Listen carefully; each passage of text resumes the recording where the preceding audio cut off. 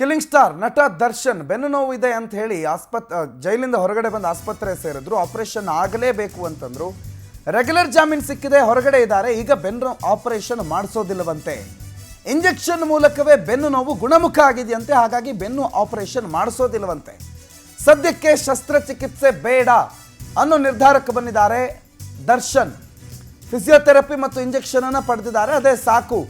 ಅದರಲ್ಲೇ ಬೆನ್ನು ಗುಣ ಆಗಿದೆ, ಇಂಜೆಕ್ಷನ್ ಇಂದ ನೋವು ಮಾಯ ಆಗಿದೆ ಅನ್ನೋ ಮಾಹಿತಿ ಈಗ ಲಭ್ಯ ಆಗ್ತಾ ಇದೆ. ಸೊ ಆಪರೇಷನ್ ನಡೆಯುತ್ತಾ ಇಲ್ಲ, ಆಪರೇಷನ್ ಮೊರೆ ಹೋಗ್ತಾ ಇಲ್ಲ ಕಿಲ್ಲಿಂಗ್ ಸ್ಟಾರ್. ಫೆಬ್ರವರಿ ತಿಂಗಳಲ್ಲಿ ಶೂಟಿಂಗ್ ಇದೆ, ಶೂಟಿಂಗ್ಗೆ ಅವರು ತೆರಳುತ್ತಾರೆ ಅನ್ನೋ ಮಾಹಿತಿ ಇದೆ.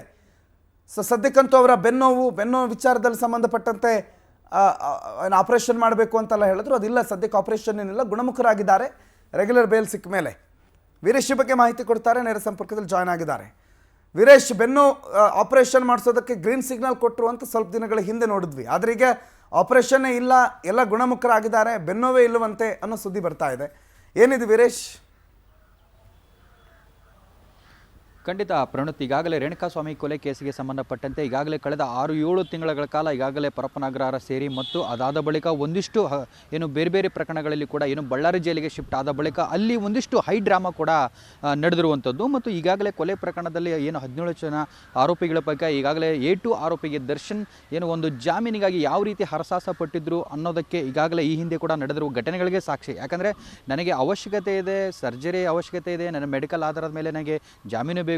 ಒಂದು ವೇಳೆ ನನಗೆ ಮೆಡಿಕಲ್ ಏನಾದರೂ ರೆಸ್ಟ್ ಸಿಗಲಿಲ್ಲ ಅಂದರೆ ನನಗೆ ಪಾರ್ಶ್ವ ಅಟ್ಯಾಕ್ ಆಗುತ್ತೆ ಅನ್ನೋ ಒಂದು ಮಾತನ್ನು ಹೇಳಿಕೊಂಡು ಏನು ಕಾನೂನಿಗೆ ಕೈ ಮುಗಿದು ನನಗೆ ಜಾಮೀನು ಕೊಡಿ ಅಂತ ಕೇಳಿಕೊಂಡು ಈಗ ಮತ್ತೊಂದು ಐ ಡ್ರಾಮಾ ಶುರು ಮಾಡಿರುವಂಥದ್ದು. ಯಾಕಂದರೆ ಈಗಾಗಲೇ ನನಗೆ ಫಿಸಿಯೋಥೆರಪಿನೇ ಕಂಟಿನ್ಯೂ ಆಗಲಿ ಮತ್ತು ಅದೇ ಒಂದು ಇಂಜೆಕ್ಷನ್ನೇ ನನಗೆ ಮುಂದುವರಿಯಲಿ ಅನ್ನೋ ಮಾತನ್ನು ಕೂಡ ಈಗಾಗಲೇ ಬೇಕು ಅನ್ನೋ ಒಂದು ಮಾತು ಈಗಾಗಲೇ ಮಾಹಿತಿ ಲಭ್ಯವಾಗಿರುವಂಥದ್ದು. ಮತ್ತು ಈಗಾಗಲೇ ಶಸ್ತ್ರಚಿಕಿತ್ಸೆ ನನಗೆ ಅವಶ್ಯಕತೆ ಇದೆ ಅಂತ ಹೇಳಿಕೊಂಡು ನ್ಯಾಯಾಲಯ ಮುಂದೆ ಹೋಗಿ ಅಲ್ಲಿ ಜಾಮೀನು ಪಡೆದು ಇದೀಗ ಮತ್ತೊಂದು ಹೈ ಡ್ರಾಮಾ ಶುರು ಮಾಡಿರುವಂಥದ್ದು. ಯಾಕಂದರೆ ನನಗೆ ಶಸ್ತ್ರಚಿಕಿತ್ಸೆ ಬೇಡ, ನನಗೆ ಬೇರೆ ಇಂಜೆಕ್ಷನ್ನೇ ಸಾಕು ಅನ್ನೋ ಮಾತನ್ನು ಕೂಡ ಈಗಾಗಲೇ ದರ್ಶನ್ ಅವರು ಕೂಡ ಹೇಳ್ತಾ ಇದ್ದಾರೆ ಅನ್ನೋ ಒಂದು ಆರೋಪ ಈಗಾಗಲೇ ಕೇಳಿ ಬಂದಿರುವಂಥದ್ದು. ಮತ್ತು ಈಗಾಗಲೇ ಒಂದೊಂದೇ ಹಂತದಲ್ಲಿ ಯಾಕಂದರೆ ಜಾಮೀನು ಆಗ್ತಿದ್ದಂತೆ ಕೂಡ ಏನು ಫಿಸಿಯೋಥೆರಪಿನೇ ಸಾಕು, ಒಂದು ಕಡೆ ಮತ್ತೆ ಶೂಟಿಂಗ್ ಹೋಗಬೇಕು, ನಾನು ಮೈಸೂರಿಗೆ ಹೋಗಿ ಅವಕಾಶ ಕೊಡಿ ಅಂತ ಏನು ಕಾನೂನು ಮುಂದೆ ಕೈ ಕಟ್ಟಿ ನಿಂತಿರುವಂಥ ದರ್ಶನ್ ಇದೀಗ ಮತ್ತಷ್ಟು ಸಂಕಷ್ಟ ಎದುರಾಗಿರುವಂಥದ್ದು. ಯಾಕಂದರೆ ಈಗಾಗಲೇ ಜಾಮೀನಿಗೆ ಪಡೆದುಕೊಳ್ಳುವಂಥ ಸಂದರ್ಭದಲ್ಲಿ ಕಾನೂನಿಗೆ ಅಂದರೆ ನ್ಯಾಯಾಲಯಕ್ಕೆ ಯಾವ ರೀತಿ ಮನವಿ ಮಾಡಿದ್ರು, ನನಗೆ ಅವಶ್ಯಕತೆ ಇದೆ, ಮೆಡಿಕಲ್ ಆಧಾರದ ಮೇಲೆ ನಾನು ಹೋಗಲೇಬೇಕು, ನನಗೆ ಅವಶ್ಯಕತೆ ಇದೆ ಅಂದ ಸಂದರ್ಭದಲ್ಲಿ ಏನು ನ್ಯಾಯಾಲಯವು ಕೂಡ ಏನು ಜಾಮೀನು ನೀಡಿತ್ತು. ಇದೀಗ ಈ ರೀತಿ